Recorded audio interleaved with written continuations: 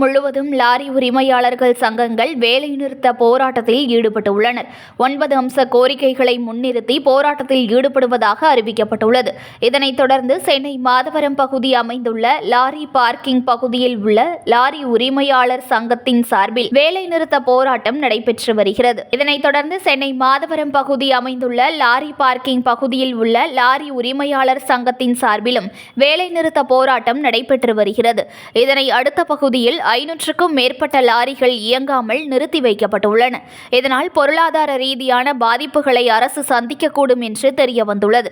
இதனையடுத்து சங்கத்தின் தலைவர் ஜெயக்குமார் அவர்கள் செய்தியாளர்களை சந்தித்த பொழுது இந்த போராட்டமானது 9 அம்ச கோரிக்கைகளை கொண்டு நடைபெற்று வருவதாகவும் மத்திய அரசு லாரி FC பதிவிற்கு கட்டப்படுகிற தொகையான 850 தற்சமயம் 28,500 உயர்த்தியுள்ளதாகவும் இதே லாரி உரிமையாளர்களுக்கு பெரும் இழப்பை ஏற்படுத்தும் என்றும் அதனால் பழைய பதிவு தொகையான 250 ரூபாய் மீண்டும் கொண்டு வர வேண்டும் என்றும் அதேபோல் தமிழகத்தின் எல்லை பகுதிகளில் லாரிகள் வருகின்ற பொழுது ஆவணங்களை சரிபார்க்காமல் வழக்கு போடப்பட்டு பணம் பெறுவதாகவும் இதனை தவிர்த்து ஆவணங்களை சரிபார்த்து குற்றம் இருப்பவர்களுக்கு வழக்கு போட்டு அபராதம் விதிக்க வேண்டும் என்றும் வலியுறுத்தப்பட்டது.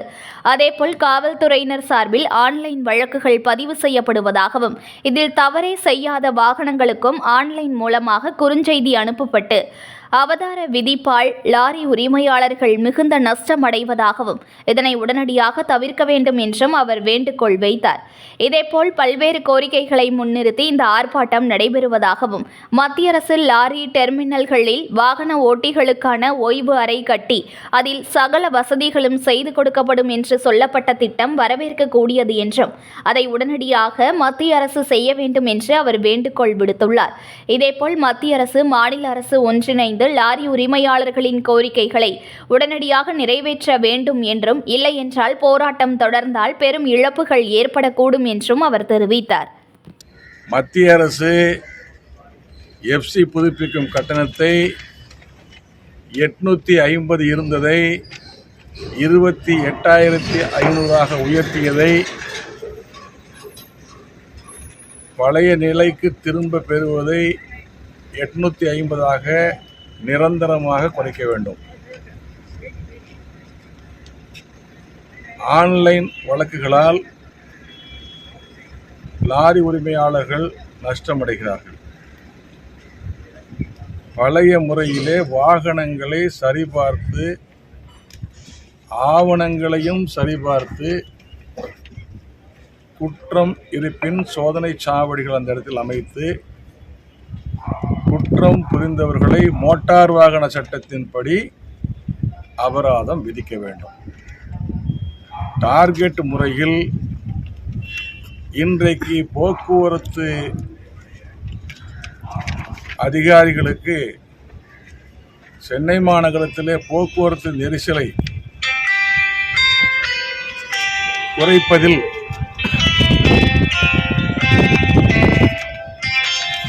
பல்வேறு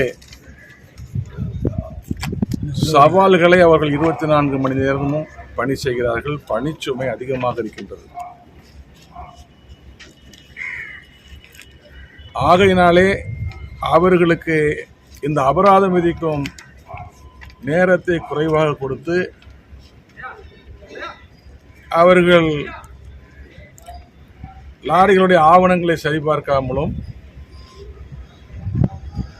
எங்கோ இருக்கின்ற வாகனங்களுக்கும் நிற்கின்ற வாகனங்களுக்கும் பார்க்கிங்கில் இருக்கின்ற வாகனங்களுக்கும் குற்றம் செய்யாத வாகனங்களுக்கும் குறுஞ்செய்தி வாயிலாக 1000, 2000, 3000, 5000, 10,000 என்று அபராதம் வருகிறது. இதை லாரி உரிமையாளர்களும் ஓட்டுநர்களும் நாங்கள் எந்த குற்றமும் செய்யவில்லை, எங்களுடைய தொலைபேசியிலே இப்படி அபராதம் விதிக்கப்படுகிறது என்று இந்த ஆன்லைன் விதித்த காலத்திலிருந்து சொல்லுகின்றார்கள். அதை வரைமுறைப்படுத்த வேண்டும், மறுபரிசீலனை செய்து குற்றம் செய்தின் அந்த அபராதம் விதிக்க வேண்டும்.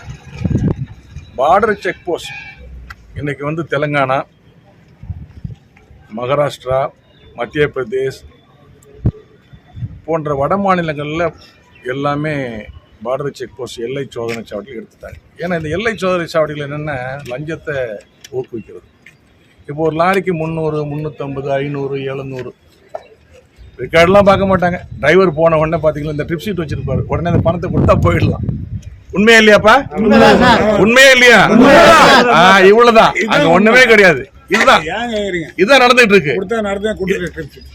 அதனால இந்த பார்டர் செக் போஸ்டால லஞ்சம் தான், அரசாங்கத்துக்கு வருமானம் இல்லை. இப்ப 100 ரூபாய் அங்க அரசாங்கத்துக்கு அங்க ஃபைன், ஒரு ஃபைன் போட்டாங்கன்னா 900 ரூபாய் லஞ்சம் வாங்குறாங்க. இன்னொன்று அங்க ஒவ்வொரு பார்டர் செக் போஸ்ட்லயும் போக்குவரத்து துறையில சார்ந்த அங்க பணியாளர்கள் இல்லை, டெம்பரரி பணியாளர் இல்லை, யாரோ தெரியாத ஆட்களை வைத்து அந்த லஞ்சத்தை வசூலிக்கிறாங்க. இது ஒரு நாளைக்கு ஒரு இடத்துலயும் பல கோடி. இது எல்லாரும் ஓனருக்கும் தெரியும். ஆனா சொல்றதுக்கு ஆட்கள் இல்லை, பாவம். இப்ப பாத்தீங்க இல்லையா, எல்லா வாகன ஓட்டுநர்களும் சொல்றாங்க, நாங்க சொல்லல, உரிமையாளர்கள் சொல்றாங்க. அதே மாதிரி இப்ப லோடு ஏத்தும் பொழுது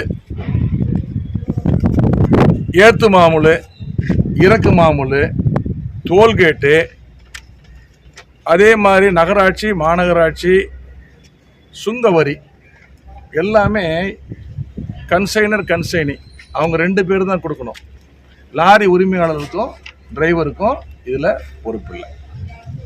இன்னொன்று என்னென்னா, மது அருந்தி விட்டு வாகனம் ஓட்டினால் விபத்துக்கள் குறையும். இது மத்திய மாநில அரசுகள் கொண்டு வந்த திட்டம், நல்ல திட்டம். இதனால் விபத்துகள் குறையும். ஏன்னா விபத்துக்கள் குறைப்பதிலே நம்முடைய மோட்டார் வழி ஆல் இண்டியா மோட்டார் சர்வீஸு மிகப்பெரிய அளவில் இந்தியா முழுவதும் நாங்கள் விழிப்புணர்வை ஏற்படுத்தியிருக்கோம். அதுக்காக என்ன பண்ணால், பாதி பேருக்கு தண்ணி அடிச்சிட்டுன்னா 4000 ரூபா பணம் வாங்கிட்டு விட்டுறாங்க. இன்னும் பேருக்கு என்னென்னா, அந்த வண்டியை சீஸ் பண்ணி நிப்பாட்டிட்டாங்க.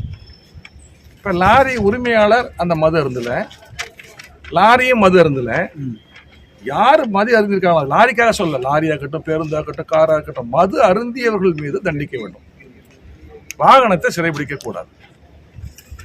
அதுக்கப்புறம் பாரத பிரதமர் சொன்னாரு, கடந்த ஓராண்டு காலத்துக்கு முன்னாடியே, இந்தியா முழுவதும் 1000 இடங்களிலே கன்னியாகுமரியிலிருந்து காஷ்மீர் வரை பார்க்கிங் டெர்மினல், அங்க உண்டு உறைவிடம், கேண்டீன், டார்மெட்ரி, ஆல் ஃபெசிலிட்டிஸ். இதனால நெடுஞ்சாலைகள் லாரி நிற்காது, விபத்துகள் குறையும், பொதுமக்களுக்கு ஒரு அசாதாரண சூழ்நிலை இருக்காது. இன்னைக்கு இந்தியாவில் விபத்துக்கள் அதிகரித்து கொண்டே இருக்கின்றது. அதனால இந்த சொன்ன ஒரு திட்டம் அருமையான திட்டம், அதை உடனடியாக செயல்படுத்த வேண்டும். அதே மாதிரி மாநில மத்திய அரசு எல்லாத்துக்கும் ஒரு வாரியம் இருக்கு. இந்த தொழில் ஒரு முதுகெலும்பு. ஏன்னா ஒரு ஏற்றுமதியாகட்டும், இறக்குமதியாகட்டும், பொருள் போக்குவரத்துன்னு சொன்னால், அதே மாதிரி மருந்துகள், தளவாடங்கள், அதே மாதிரி உணவுப் பொருட்கள், அத்தியாவசிய பொருட்கள், ஆக்சிஜனாக இருக்கட்டும், சிலிண்டராக இருக்கட்டும், இன்றைக்கி எல்லாம், அதே கொரோனா காலத்தில் எப்பேற்பட்ட அவங்களுடைய இப்போ ஓனரும் டிரைவரும் தன்னுடைய உயிரை கூட பணயம் வைத்து இந்தியா முழுவதும் அவங்க இப்போ பொருள் போக்குவரத்து அத்தனையுமே செஞ்சாங்க. மருந்து உள்ளிட்ட உபகரணங்கள் அத்தனையும் செஞ்சாங்க. அப்பயே பாரத பிரதமர்களும் நம்முடைய மாண்புமிகு தமிழ்நாடு முதல்வர்களும் மோட்டார் துறைக்கு வாழ்த்துனாங்க. ஆனால் இந்த மோட்டார் துறைக்கு வாழ்த்துறாங்க, எங்களுடைய குறைகளை களைவதற்கு உடனடியாக மோட்டார் கமிட்டி வாரியம் அமைக்க வேண்டும். யார்? மத்திய போக்குவரத்து மற்றும் நெடுஞ்சாலைத்துறை அமைச்சர் நிதின் கட்கரி அவர்களும் மாண்புமிகு தமிழக முதல்வர் ஐயா மு.க. ஸ்டாலின் அவர்களும் கருணையுள்ளத்தோடு, தாயுள்ளத்தோடு பரிசீலித்து இதற்கு ஒரு தீர்வு காணணும். எப்பயுமே இன்னொன்று என்னென்னா, மற்ற முதலமைச்சருக்கு இந்த கவனம் சரியாக போய் சேர்ந்துதான்னு தெரியல. ஏன்னா அவர் கண்டிப்பாக சேர்ந்தால் கண்டிப்பாக செய்வார். ஏன்னா இது எல்லாமே அதிகாரிகள் மட்டத்தில் இருக்கு. அதிகாரிகள் அதுலேயும் ஒரு சில அதிகாரிகள் பெரிய அதிகாரிகிட்ட சொல்றதில்லை. நம்ம போடுற லெட்டர்ஸ் அந்த பெரிய அதிகாரிகள் இப்போ என்ன பண்ணி கமிஷனர்கிட்ட போகிறதில்லை. யார்கிட்ட? நம்முடைய போக்குவரத்து ஆணையர்கிட்ட. அதுக்கப்புறம் போக்குவரத்து செக்ரட்டரி இருக்காரு, அதுக்கப்புறம் முதல்வருடைய செயலாளர் இருக்காரு. அதனால இதெல்லாமே சேர்ந்து முதல்வருக்கு இந்த மாதிரி முக்கியமான கோரிக்கைகள். இன்னைக்கு துறைமுகங்கள் 16 சங்கங்கள், 5000 லாரிகள் ட்ரெயின்கள் ஓடாமல் இருக்கு. இன்னைக்கு சிவில் சப்ளைஸு, அதே மாதிரி FCI, அதே மாதிரி லோக்கல் லாரிகள், உணவுப் பொருள் ஏற்படுது. இதெல்லாம் மிகப்பெரிய அளவில் தமிழ்நாடு பூரா இன்னைக்கு 7 லட்சம் லாரிகள் ஓடாமல் இருக்கு. இது எவ்வளோ பெரிய ஒரு இழப்பு ஏற்படும். இது உங்களுக்கு அரசாங்கத்துக்கு பெரிய இழப்பு, எங்களுக்கும் பெரிய இழப்பு. அதே மாதிரி வாடகை கட்டணங்களை நெறிமுறைப்படுத்த வேண்டும். இந்த ஹராஸ்மெண்ட்டு, போலீஸ் ஆர்டிஓ ஹராஸ்மெண்ட்டு எல்லாமே கொஞ்சம் ரெகுலரைஸ் பண்ணணும். இந்த லாரி உரிமையாளர்கள் அனைவருக்குமே, டிரைவராக இருக்கட்டும், எல்லாத்துக்குமே நாங்கள் உதவியாகத்தான் இருப்போம். எல்லா இதுக்கு உதவியாக இருப்போம். எங்களையும் ஒரு நல்ல நண்பர்கள், எப்படி போலீஸ் ஃப்ரெண்ட்ஸ் நாங்கள் இப்போ காவல்துறையில் எவ்வளோ கஷ்டம் இருக்குன்னு அதை நாங்கள் சொல்கிறோம் இல்லையா, அதே மாதிரி எங்கள் கஷ்டங்களையும் காவல்துறைக்கு தெரியும். 24 மணி நேரம் உழைக்கிறது காவல்துறையும் இந்த மோட்டாரும் தான். அதான் சொல்லுவாங்க, ஊர் உறங்கும் உள்ளம் உறங்கும், யார் உறங்கும் வேலையிலும் தான் உறங்காது கடமாற்றுகின்ற மோட்டார் தொழிலின் சொந்தங்களே. அதனால் தயவு செய்து கருணையுள்ளத்தோடு இந்த கோரிக்கைகளை மாண்புமிகு தமிழக முதல்வர் அவர்கள் உடனடியாக தாயுள்ளத்தோடு கருணையுள்ளத்தோடு அழைத்து பேசி இந்த தொழிலுடைய 9 அம்ச கோரிக்கைகளை, இப்போ நேற்றிலிருந்து 9ஆம் தேதி நள்ளிரவு முதல் துறைமுகம் ஸ்தம்பிக்கப்பட்டிருக்கு. தமிழ்நாடு முழுவதும் ஸ்தம்பிக்கப்பட்டிருக்கு. இன்னொன்று பழைய வாகனங்கள் பார்த்தீங்கன்னா ஒரு 40 விழுக்காடு பழைய வாகனங்கள். இந்த பழைய வாகனங்கள்லாம் என்ன ஓடும்? நெல் மூட்டை ஓடும், டெல்டா மாவட்டங்கள் நெல் ஏற்றிட்டு வரும், அரிசி, பருப்பு, கோதுமை, civil supply, food corporation of India, இப்படி அத்தியாவசிய பொதுமக்களுக்கு தேவையான பணிகளை ஏற்றுற வண்டிக்கு பழைய வண்டி தான். அதுக்கு 28,000 ரூபாய் எஃப்சிங்கிறது யாராலும் ஏற்றுக்க முடியாது. ஏன்னா அவங்களுக்கு ஒரு வருஷத்துக்கே ஒரு 50,000 ரூபாய் மிச்சமானால் மிகப்பெரியது. இன்றைக்கி வரவு செலவு நிறைய இருக்குது. அதனால் கண்டிப்பாக இந்த கோரிக்கையை மத்திய மாநில அரசுகள் பரிசீலித்து கனிவோடு தாயுள்ளத்தோடு எங்களுடைய வாழ்வாதாரத்தை காப்பாற்றுமாறு பணிவோடு கோருகிறோம்.